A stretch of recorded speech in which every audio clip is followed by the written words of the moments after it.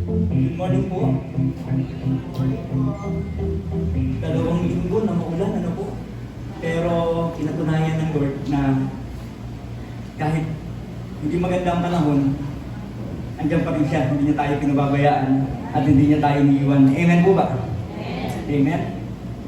Sige po, bago po ako magpatuloy, bago po tayo magpatuloy, tayo po muna lahat tayo mukha, tayo po manalangin.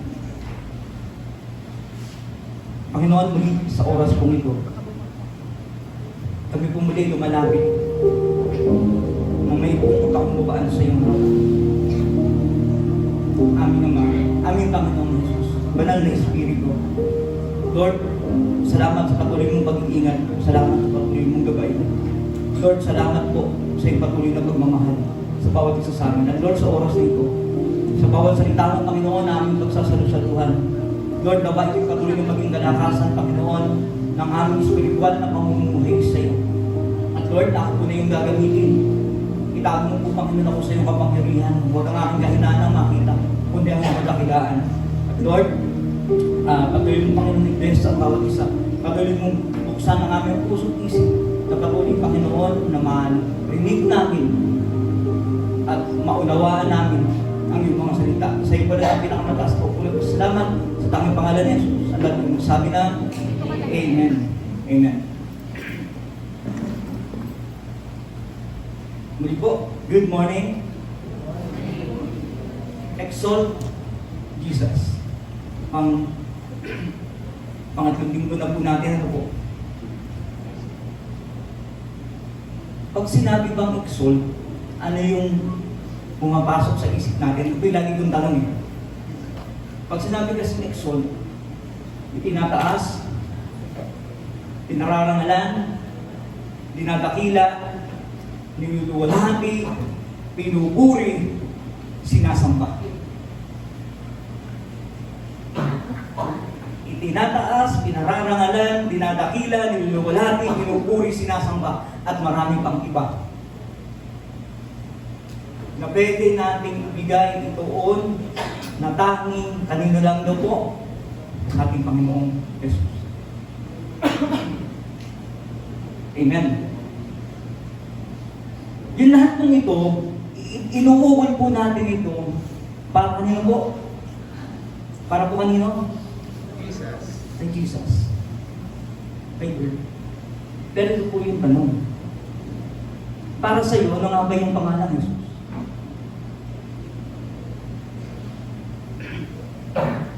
Kasi pag hindi po pala natin mauunawa ang mabuti, yung pangalang Jesus, itong Jesus na ito, kung ano yung pagkakilala natin, mahirapan natin gawin na-exalt siya, mahirapan natin gawin na parangalan siya. Nakakalungkot man kong sabihin, sa panahon po natin ngayon, marami pa rin hindi naniniwala na si Jesus ay Diyos. Tanong mo nga ako sa katabi mo, naniniwala ka ba?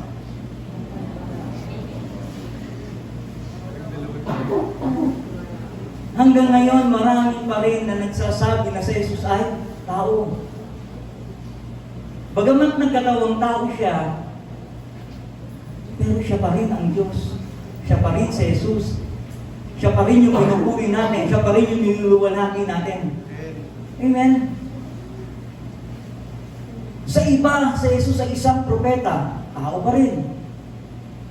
Kaya minsan pala, ang hirap na itaas natin siya, ang hirap purihin, ang hirap pangalan, pagka hindi maliwanag o malinaw sa iyo kung anong katatayuan ng pangalan na yun. Amen. Sino rito po yung mga naglalaro ng basketball? Kunting example lang ano po. Pag alam mo ba na referee, papasahan mo? Hindi, di ba? Kasi alam mo, referee yun eh. Tama? Pag pumito yung referee, titigil kayo. Kasi bakit mayroong violation? Kasi kilala mo na referee yun. Amen? Sa kalsada, pag driver ka, pag ang enforcer bumara na sa yung ganun o police, titigil ka? Titigil ka, hindi pwedeng ano yung words na word na ginagamit lagi ni naman dyan ng mga writers. Tapusan mo. Diba? Singaw. Enforcer yun. Pulis yun. May authority, may katungkulan. Pagka pinara ka, titigil ka. Kasi pag dumiretso ka, huli ka. Tama?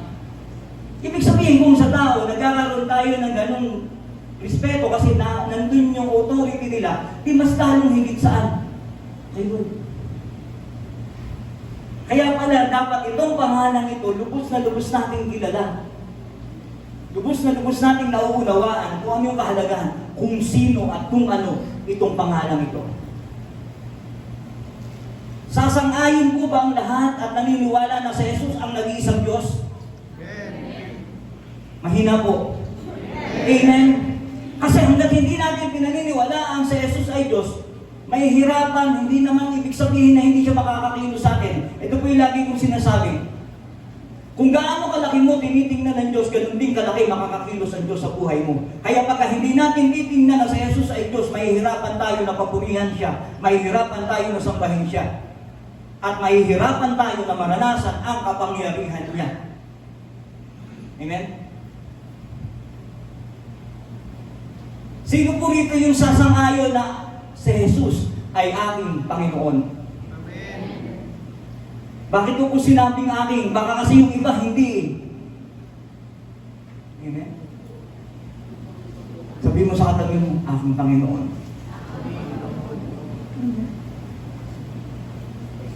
Kasi pag sinabi natin Panginoon, yun yung sinusunod natin.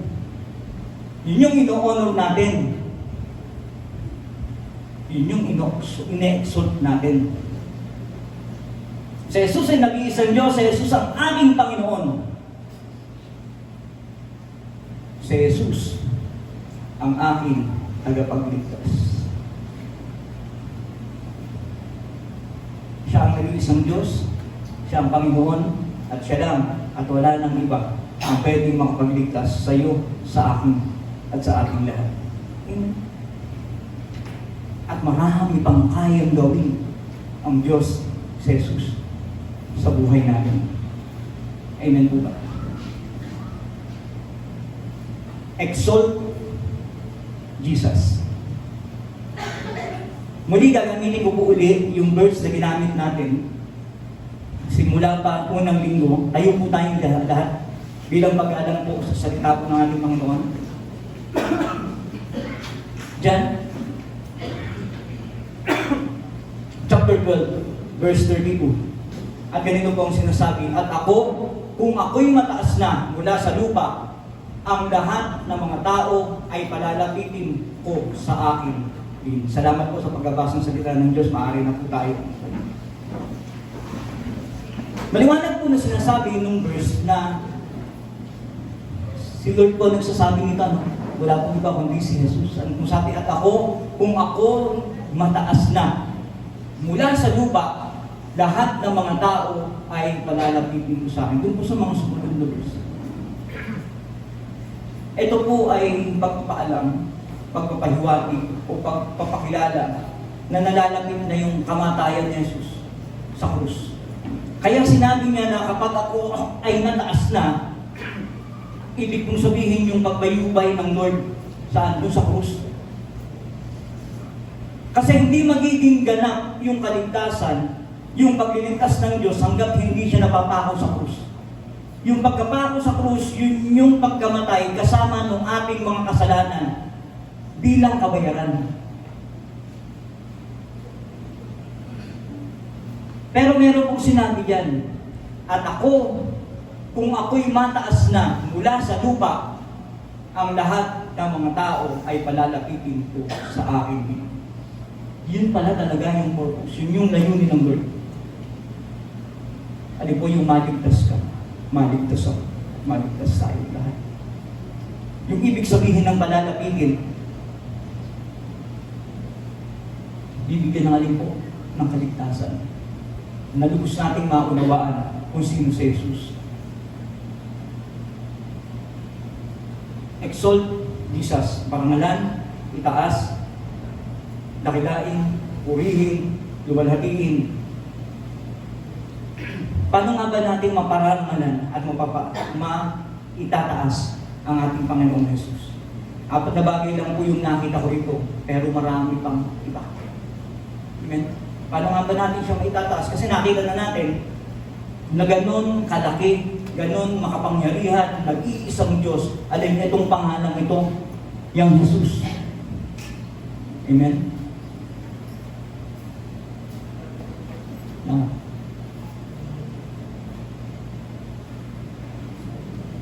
Na kaya po, ang lahat ng papaparangal ay nararapat at karapat-dapat lang sa Kanya.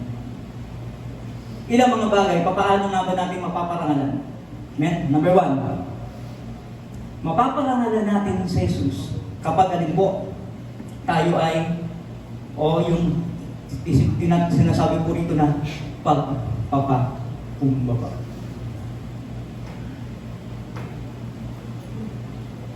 Pagpapakumbaba. Alam niyo po, minsan ito yung napakahirap gawin. Pero ito yung ginawa ni Lord. Kaya sinabi dun sa verse na kapag ako ay nalitaas na, palalapitin ko ang lahat ng tao sa akin. Kasi walang ibang pwedeng makapagligtas, walang ibang pwedeng makapagpatawad sa lahat ng kasalanan natin, walang iba kundi si Jesus. Amen? Kaya kung wala yung pagpapakumbaba, walang kaligtasan. Kaya naitataas natin si Jesus pagka natututot pala tayo magpakumbaba. Sabi po rito, ang pagpapakumbaba ay pagpapakilala sa sariling limitasyon at kakulangan na hindi mo kaya ang lahat. Meron po ba rito lahat ng bagay kaya mo? Meron ba? Lahat alam mo? Di ba hindi naman po lahat natin alam? Meron tayong limitasyon, meron tayong kakulangan na hindi raw natin pwedeng sabihin doon sa katabi natin na alam ko ang lahat. Huwag mo akong pakialaman. Pag nagsimula tayong magsalita pa na ng gano'n, nagkakaroon tayo ng ng pagmamalaki, ng pagmamataas. Pagamat oo, kaya mo. Sabi nga, yun daw pagpapakumbaba ay hindi pagpapakita ng kahinaan. Kung hindi ito ay pagpapakita ng ng katapangan, ng pagharap. Saan? Sa kinabukasan. Pansinin natin pagka wala itong pagpapakumbaba, napakasimpleng bagay. Pinagtatalunan. Sino pong naniniwala ron? Napakasimpleng-simple lang. Pero pinag-aawayan. Kasi bakit? Pagka nawala yung pagpapakumbaba. Si Lord galing sa langit, bumaba. Babasahin po natin mamaya yung verse na yun. Na kahit siya kapantay ng Diyos, pinili niyang maging alipin para kanino, para sa atin. Ganon ginawa ng Lord yung pagpapakumbaba. Na pagka pala natututo tayo magpakumbaba, na itataas natin ang Panginoon Jesus. Amen po ba? Sabi mo sa katabi mo, pagpapakumbaba. Napakahirap dito, pero ito yung bagay na unang ginawa ng Lord. Amen? Bukod sa mahalin tayo, yung magpakumbaba. Isipin mo yung picture nga lang kung sa cellphone, mag-picture ka. Nagkakainitan pa kayo ng ulo, nag-picture lang naman. Diba? May mga ngumingiti, may mga nag-react. Malamang, totoo. Konting bagay na nasabi mo, pagka walang pagpapakumbaba, away. Amen?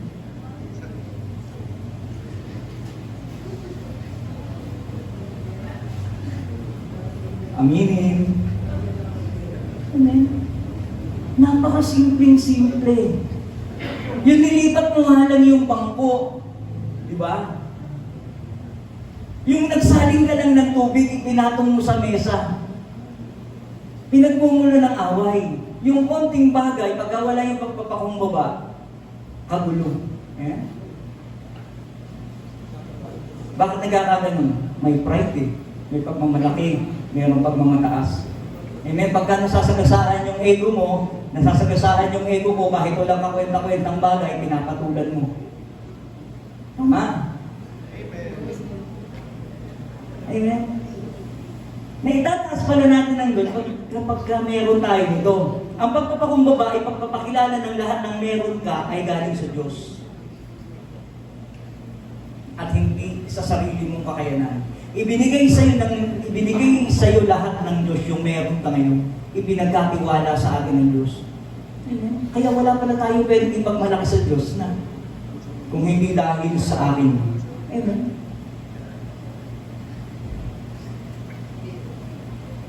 Kaya napakahalaga pala nito. Na minsan, hindi lang natin napapansin, pero nawawala, hindi natin napaparangalan ng Diyos. Pag yun nga lang yun, kahapon. Sinundo ko si Del, hapon na. Nagmotor na lang ako, din yung motor ni Christian. Siguro, bagong hinit, yung walang ulan, walang yung mga sasakyan, yung sa bayan, kala mo mga nagmamadali. Kahit ang daming bakubakong dito, lalo dito sa may NCPA, ang daming mga nasirang dyan, yung espalto, tapos mga tinakpan ng mga bakal. Ay, yung bakal, pagkabasa, madudas, tama. Yung 50 na nga yung takbo namin. May umovertake pa, sumingit. Yung preno ako ng alala, yung motor din.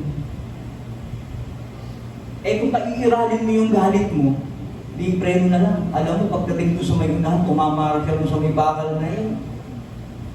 Isinapin, umistake ng konti yung yung gulong sa likod. Kita-kita, umugulong yung cellphone, buti hindi siya umulong, nilaglag. Di harang siya ngayon lahat ng tawag rito, lahat ng mga dadaan, kasi yung cellphone niya nasa gitna ng kalsada. Amen. Ako na siningitan, siguro kung nagalit ako, baka madamay din ako. Amen? Right na lang. Di ba? Hindi naman nakakapagpatigil ng sasakyan yung galit eh. Yung preno nakakapagpatigil ng sasakyan. Amen? Kaya minsan pagka mairali natin yung tapang, yung pride, mawawala yung magpapakumbaba, magkakagulo talaga. Kapag singit ganun, sabi ni Del sa akin, umuntik tayo hayaan ko lang. Preno na lang tayo. Pag prenong ganyan, segundo lang, bumubulong yung cellphone niya sa kalsada. Buti hindi siya yung tumulong. At alam ko marami pang iba. Kahapon lang yun. Napakahalaga pala nito na dapat laging meron tayo. Amen? May sumasagot puro sa likod. Pagpapakumbaba, una sa Diyos, pangalawa sa kapwa-tao. Pagpapakumbaba, una sa Diyos, pangalawa sa kapwa-tao. Ang pagpapakumbaba ang magdadala sa atin, sa tamang pagdidesisyon. Yun yung tandaan po natin. Pag marunong po pala tayo magpakumbaba, ito yung magtatama ng kaisipan natin sa tamang pagdidesisyon. Kasi pagka laging nasa mainit na sitwasyon yung kukote mo, yung ulo mo, amen. Sabi nga pagka, ito alam ko lagi po natin pong naririnig, kapag galit ka, huwag ka magdidesisyon. Amen. Pagka sobrang saya mo, huwag ka magdidesisyon. Pag sobrang lungkot mo, huwag ka magdidesisyon. Kasi bakit? Kung dadalingan nito sa hindi tamang pagdidesisyon. Pero pagka marunong ka magpakumbaba kahit anong sitwasyon, amen, itatama nito yung ating pagdidesisyon. Amen. Ako personal po, nakakaranas na ako minsan yung biglang galit. Yung sobrang galit. Yung para bang umaabot na totoo pala yung sinasabi nila na nagdilim ang paningin ko. One time, na-experience ko po yun. Kasi galit ka eh. Buti na lang, andyan si Lord. Pagsiklop ng galit, Lord, patawad. Kalma agad. Dapat pala hindi natin pinahiral yun. Dapat na lagi natin iisipin na pag natututo pala tayo magpakumbaba, ang Lord na itataas. ang Lord napaparangalan sa buhay natin, na nagiging tama ang ating pagdedesisyon, naayos yung ating sitwasyon na hindi na kailangan pang mapunta dun sa gulo. Kasi bakit? Nagpakumbaba kayo. Hindi ko muna nagpakumbaba ka kahit ikaw ay tama, ay sabi nga hindi ito kahinaan kung hindi ito yung paglalagay sa tamang kinalalagyan. Amen? Yung galit, pagka sinagot mo ng kapwa galit, parehas kayong galit, mag-aaway talaga kayo. Pero kapag ang galit, kahit na ikaw ay nasa tama, at pinagmumukha kang mali, anong sagot? Magpakumbaba. Si Lord kahit kailan hindi nagkasala, pero nagpakumbaba para sa kaligtasan natin lahat. Amen? Sabi ko lang Matthew chapter 23 verse 12, at sino mang nagmamataas ay mabababa, at sino mang magpapakababa ay matataas. Ibig ko ba lang sabihin na lahat ng meron tayo na nanggaling sa Lord, bagamat ito ay ibinigay sa atin ng Lord para gamitin natin, hindi dapat natin ipinagmamalaki. Kung hindi dapat, lalo na itinataas tayo ng Lord, dapat lalo tayo nagpapakumbaba. Kaya po pala ito yung sinabi ng verse na hindi natin dapat gamitin anuman yung narating natin, kalalagayan natin, kakayahan natin, lalo na ipagmalaki sa iba, dapat lagi tayong nananatiling mababa. Kasi lalo tayong binababa, lalong dinadagdagan ng Lord yung kakayahan natin. Amen? Na hindi mo napapansin, na hindi natin nakikita. Sino po nakakalala nung sinabi mo ng Pastor Ronnie last week? Diba? Pagka itinataas ang Diyos, ano mo sabi? Lumalapit ang pagpapala. Amen? Kapag itinataas ang Diyos, lumalapit ang pagpapala. Kaya pag natututo tayong magpakumbaba, itinataas tayo ng Lord, ina-upgrade niya tayo. Diba? Dinadagdagan lahat ng meron tayo na dating wala ka pero ngayon meron ka na hindi naman dapat natin ipagmalaki, kung hindi dapat parangalan natin ang Diyos dun sa mga bagay na ibinibigay sa atin ng Diyos. Hindi dahil sa kinaya natin, dahil ipinagkaloob sa atin ng Diyos kasi natututo tayo magpakumbaba. Proverbs chapter 22 verse 4.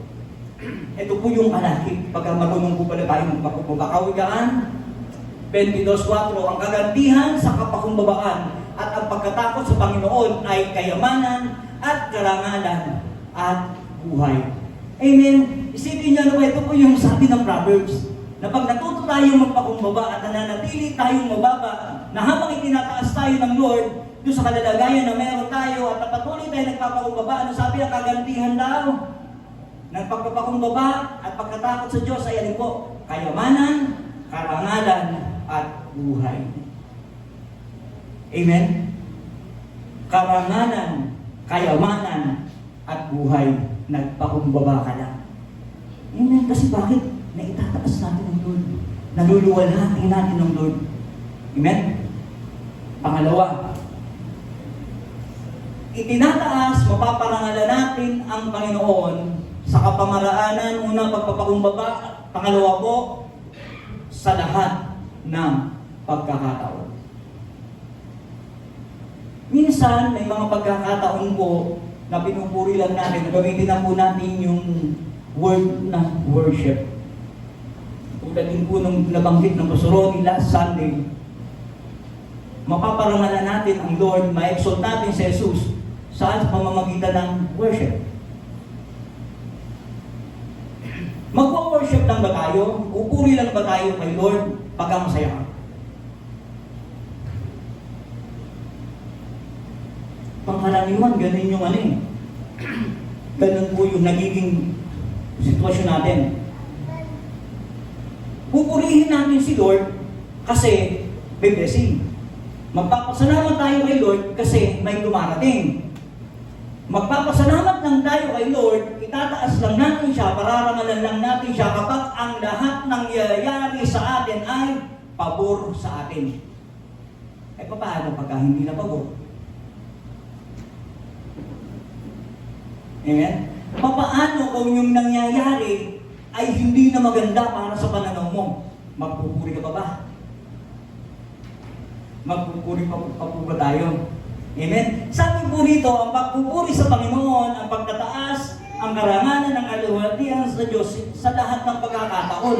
Ibig kong sabihin, hindi ito nakadepende saan? Sa sitwasyon na meron tayo. Magpupuri lang ako pagka masaya ako, pero pag malungkot ako, hindi na. O pwedeng vice versa. Malungkot ako ngayon, kaya magsisimba ako pag masaya, hindi na. Amen? Yung po palang pagpupuri sa Diyos, yung pagkataas sa Diyos, hindi nakabatay saan, sa nararamdaman lang.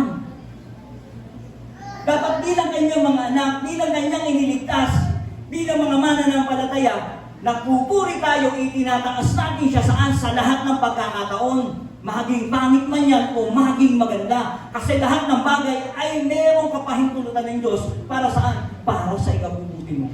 Para sa ikabubuti ko. Amen po ba?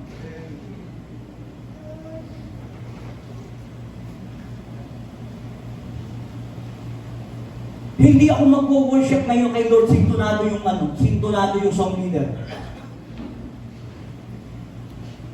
Wala sa timing yung drummer. Mali-mali yung gitarista, hindi ako magpupuri kay Lord. Nakadepende ba tayo ron? Bagamat oo, na makaka-apekto o malaking bagay sa atin kapag nakikita natin alin yung kagandahan kung paano ka magpupuri, tama yun. Pero nakadepende ba ron? Yung pagpupuri na ibibigay mo na hindi ka magpupuri kasi bakit? Wala sila sa tono.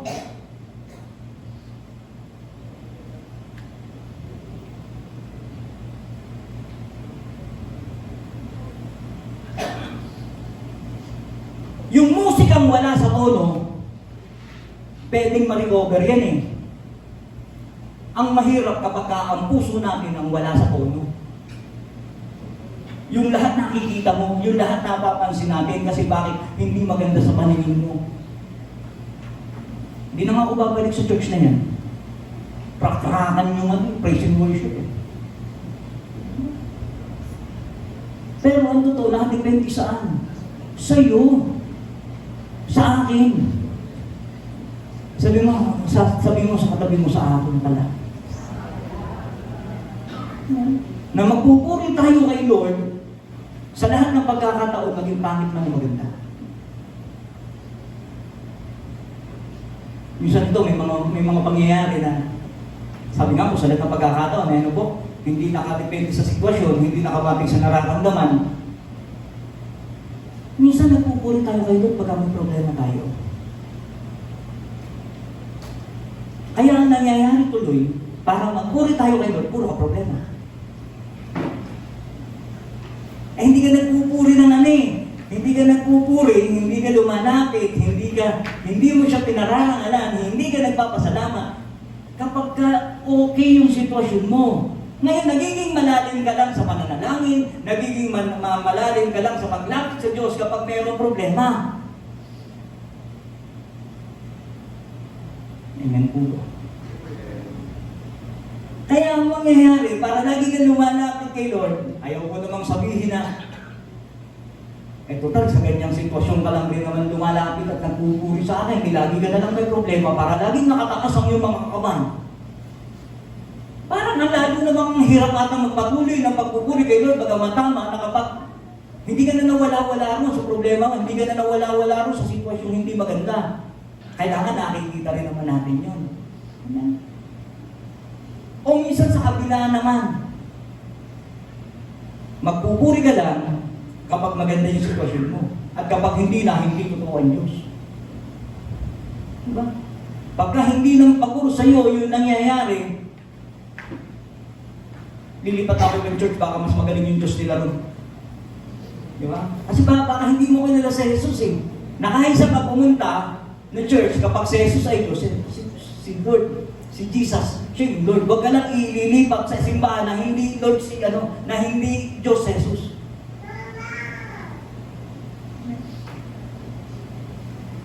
Naintindihan ko naunawaan na dapat po pala yung pagpupuri natin hindi lang sa sitwasyon, sa nararamdaman, kundi saan? Nasa atin. Yung ikaw, hindi mo pwedeng sabihin na hindi ako nakapagpuri, gawa mo. Amen? Ay di lagi kang hahalangan ng kaaway dahil kung sa katabi mo, hindi ka nakakapagpuri dahil sa kanya. Lagi kang gagalingin niya, hindi ka na makapagpuri, lagi ka tuloy galit. Amen? Pero pagka natututupan tayong i-handle na dapat lalo tayo magpuri doon sa mga sitwasyon na hindi maganda. Diba? Ano kanta yun? Ano kanta yun? Yung English na laging pinabanggit ni Joshua, yung praising in advance. Yeah. Sabi nga na nagugulumihanan ng kaaway. Diba? Parang sandali, ang pangit-pangit na sitwasyon nito pero nagpupuri pa rin. Amen? Ang sama na ng kalalagayan niya eh. Kulang na lang, isang bulate na lang hindi pumirma, nagpupuri pa rin. Amen? Ibig sabihin, confuse pala yung kaaway na sandali ko ano nang ginagawa ko rito pero nagpupuri pa rin. Dapat pala ganun tayo. Maging pangit o maganda ang sitwasyon, nagpupuri kayo. Amen? 1 Thessalonians, unang Thessalonica, 5:18. Sige nga po. Sa lahat ng mga bagay ay magpasalamat kayo sapagkat ito ang kalooban ng Diyos kay Kristo tungkol sa inyo. Sa daw po, sa lahat ng bagay. Pag sinabing sa lahat ng bagay, hindi naman sinabi dyan na sa magagandang bagay lang magpasalamat. Hindi naman sinabi lang na magpasalamat kapag may mga pagsubok na dumarating. Ano kung sabi ng verse? Sa lahat ng bagay, magpasalamat sa kayo sapagkat ito ang kalooban ng Diyos kay Kristo tungkol sa inyo. Amen? Natandaan natin, maging pangit o maganda yung sitwasyon na meron tayo, ito ay niloob, pinahintulutan sa atin ng Lord. Para kanino? Para sa atin, para tayo lumago. Kapag pangit ang sitwasyon, kailangan makita natin, Lord, ano po yung itinuturo mo sa akin. Sa lahat ng nangyayari sa atin, dapat lagi natin nakikita ano yung gustong sabihin sa atin ng Lord. At matuto tayong tanggapin, babalik tayo sa pagpapakumbaba, na kapag may itinuturo ang Lord, luhod. Amen. Kasi hindi tayo pwede magmalaki sa Diyos. Kasi babalik pa rin tayo sa verse ng Matthew chapter Ayan. Ang itinataas, ang nagpapakumbaba, ang itinataas, at ang nagpapataas, hindi siya ibinababa. Amen. Una, pagpapakumbaba. Pangalawa, sa lahat ng pagkakataon. At pangatlo, pagkilala na sa Jesus ay Diyos. Kaya tinanong ko pong mabuti kanina. Kung gaano mong pakikilala sa Jesus sa buhay mo. Baka iniisip mo lang sa Jesus yung kapitbahay mo na taga-Kaliyuntos.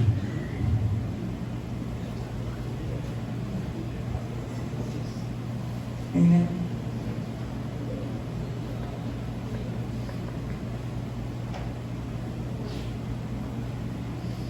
Ito po yung alin sa Jesus na po tunay na Diyos. Na pararangalan natin na itataas natin si Jesus pagka gano'n natin tinitingnan siya. At karapat-dapat lang naman nung una, nakadepende doon sa pangalawa natin, hindi tayo magpupuri sa Diyos dahil lang sa sitwasyon, magpupuri tayo yung mismong ikaw kasi pinararangalan ng Lord. Pangatlo, ang Diyos ay mananatiling Diyos kahit walang tao. Yan po tandaan natin.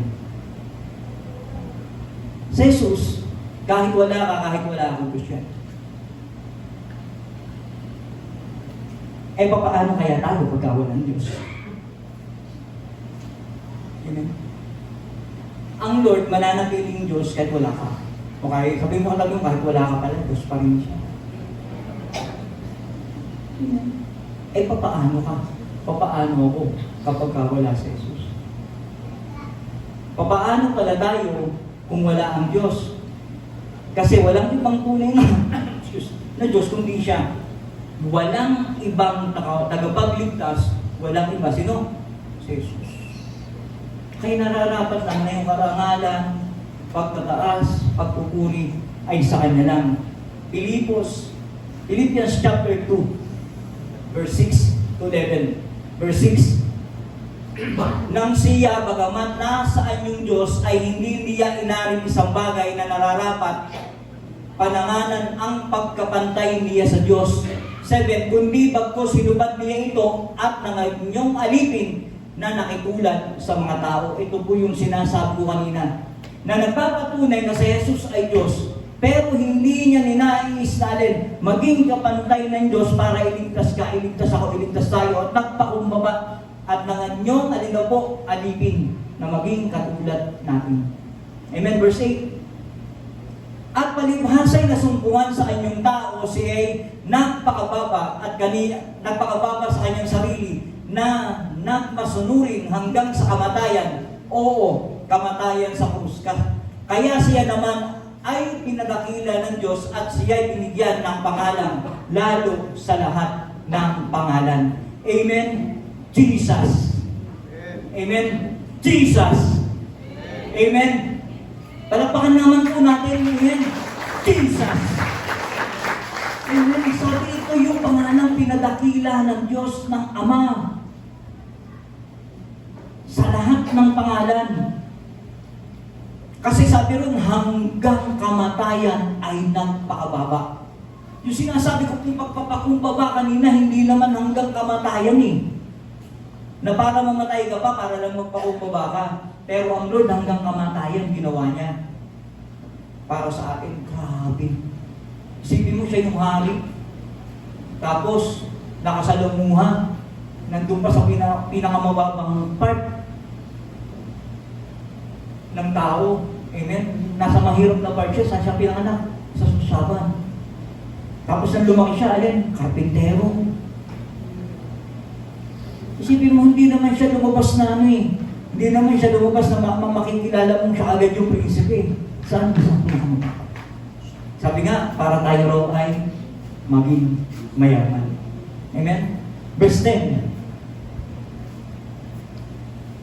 Upang sa pangalan ni Jesus, ayun na pa, upang sa pangalan ni Jesus, ay iluhod ang lahat ng tuhod na nasa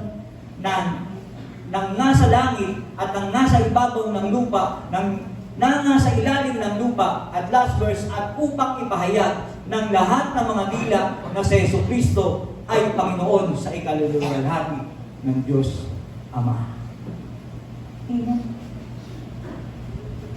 Ganun kadakila.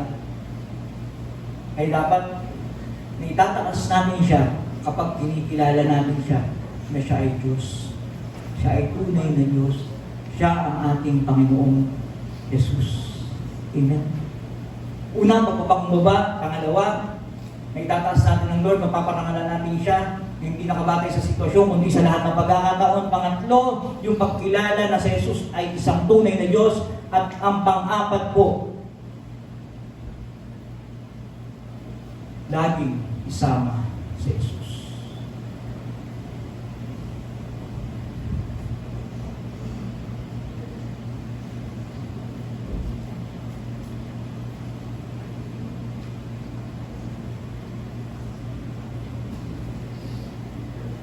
Paano laging kasama si Jesus? Si Jesus na sa lahat ng dako. Ang Lord kahit saan ka nandun, nandun siya. Kahit saan ka magpunta, nandun siya. Kahit saan tayo magpunta, nandun siya. Pero bakit? Sinabi ko po rito na laging isama. Narinig niya na yun.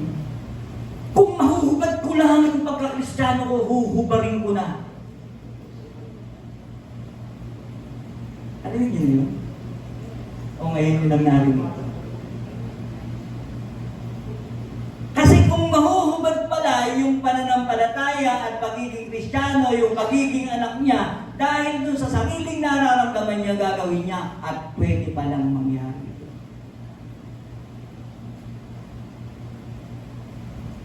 Na sa lahat ng pagkakataon,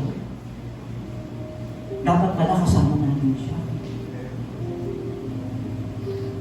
Naiiwan ang Lord sa atin pag nagdesisyon tayo na hindi natin siya isama. Naintindihan ko. Kasi isang bagay lang yung hindi pinakikialaman ng Lord sa buhay natin. Yung pagdesisyon mo. Yung pagdesisyon ko.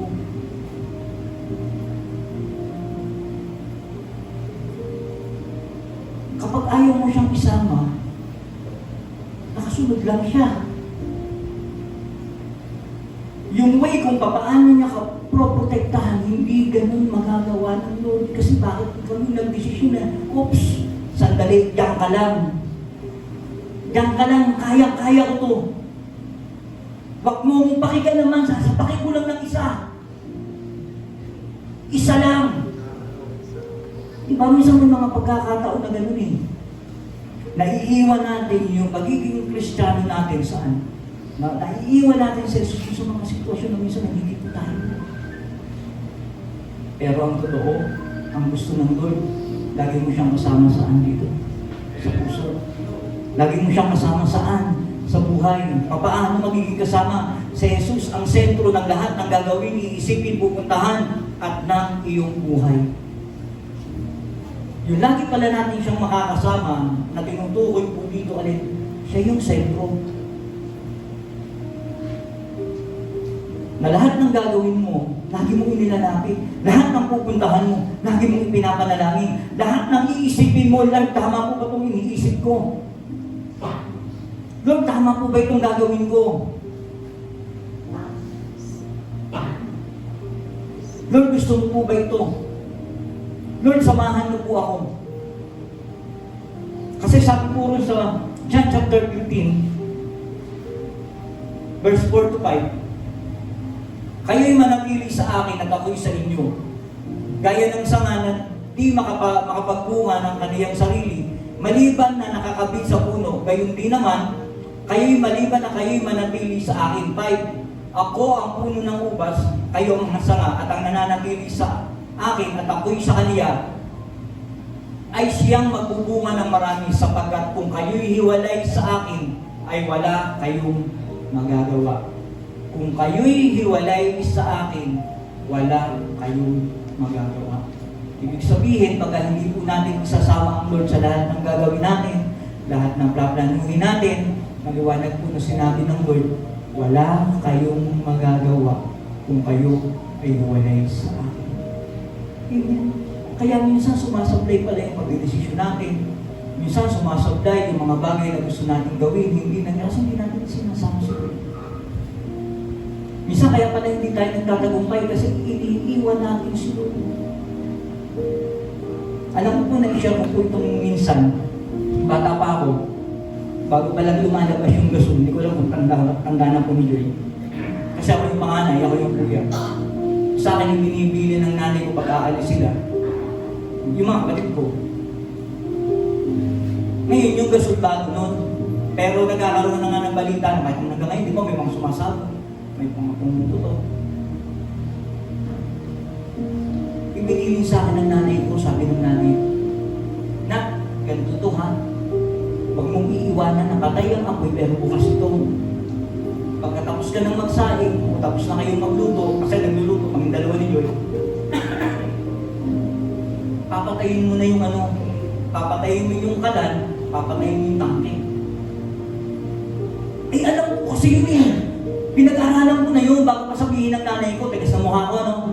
Minsan tayo gano'n eh, ang tigas na mukha natin sa mga magulang natin, ang tigas na mukha natin sa harapan ng Panginoon kasi tinitignan natin na alam natin ang mga bagay. Oo, alam natin. Pero ang sabi ng Lord, wala kang magagawa, wala kayong magagawa kung kayo iiwalay sa akin. Sabi ng nanay ko sa akin, naktaray, pag-pray ko kayo para yung pag-iingat ng Lord ay kasama. Alam niyo, nagre-resist yung loob ko. Bakit pa yung pag-pray? Eh, alam ko naman.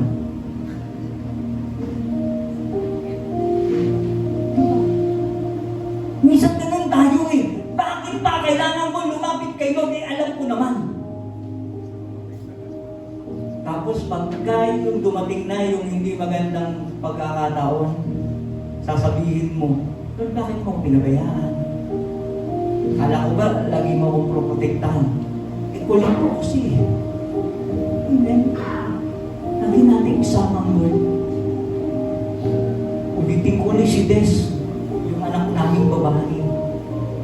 May kakulitan eh. Siyempre, bata. Kaya pala, pagka tayo makulit sa harap ng Panginoon, lagi nagpapaalala ang Lord sa pamamagitan ng kanyang karusalita. Eh, siyempre, bago umalis, painitin mo si motor, painitin mo si tricycle. Pag umaalis kami, mahilig siyang sa tangke. Eh, magsasara ako ng gate. Inilabas ko na si tricycle, siyempre, mainit na. Buhay si makina. Siya naman, nakikinig siya yung sa part na wala kang gagawin dyan, ha? Wala kang gagalawin. Nakikinig naman siya, bro. Pero ano, kahit minsan nakikinig, meron kakulitan. Sino pong maamin na kahit minsan nakikinig, may kakulitan pa rin?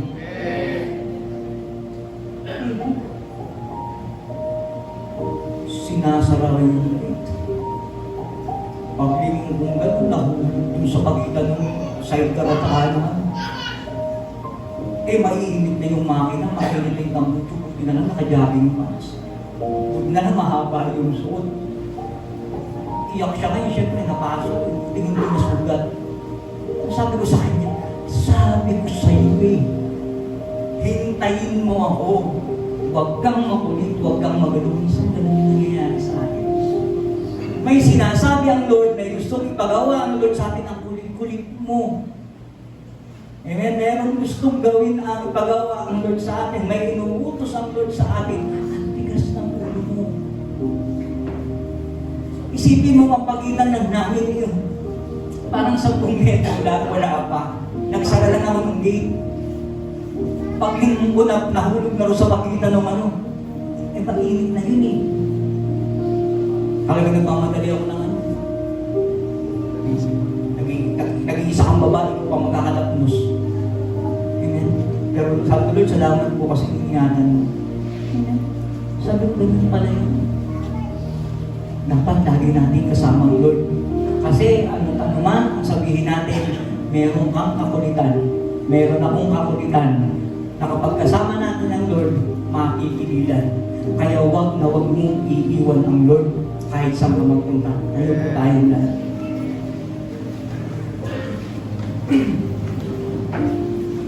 Na ano man yung sitwasyon na meron tayo, dapat lagi natin kasama siya. Kasi kung hindi ako humiwalay kay Chris, nung time na yun, hindi siya mahulog.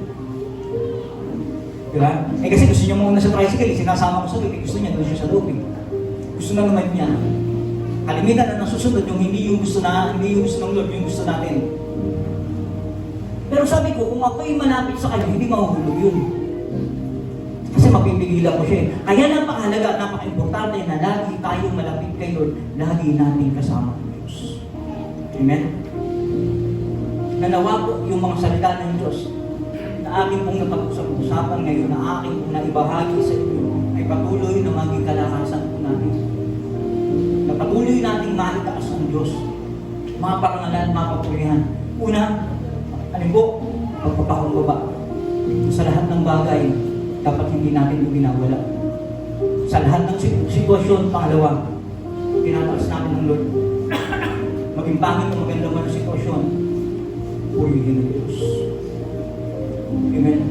At ang pangatlo, huwag na huwag kang magbabago ng pagkakilala na si Jesus ay Diyos.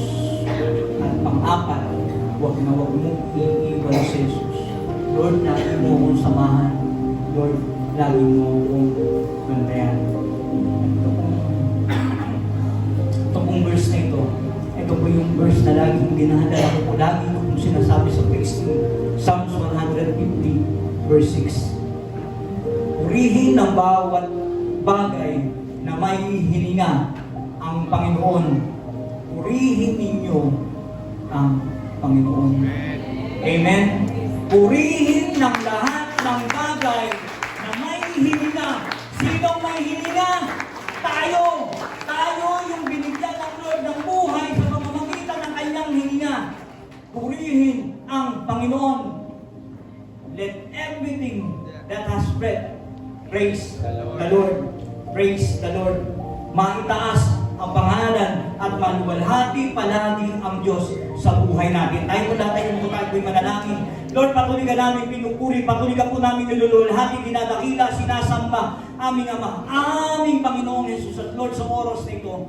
Lord, nawa, yung mga salita na aming pong napagsalusaluhan, patuloy, Panginoon, na maging matibay na sandigan, Panginoon, ang aming paglilingkod at aming pagpapatuloy sa iyo. At Lord, tulungan mo kami, Panginoon, na anuman ang pagsubok na dumaan, anuman ang ginagawa ng kaaway ay patuloy na katagumpayan dahil, Panginoon, Ikaw ang Diyos na aming pinaglilingkuran at hindi mo kami pababayaan kahit saan kami magpunta. At Lord, anuman yung ating kinakaharap ngayon, ito ay iyong kapahintulutan at ang dulo nito ay katagumpayan dahil wala kang anak na binibigo at iniiwang luwahan kung hindi lagi mong isinasama sa pagtatagumpay.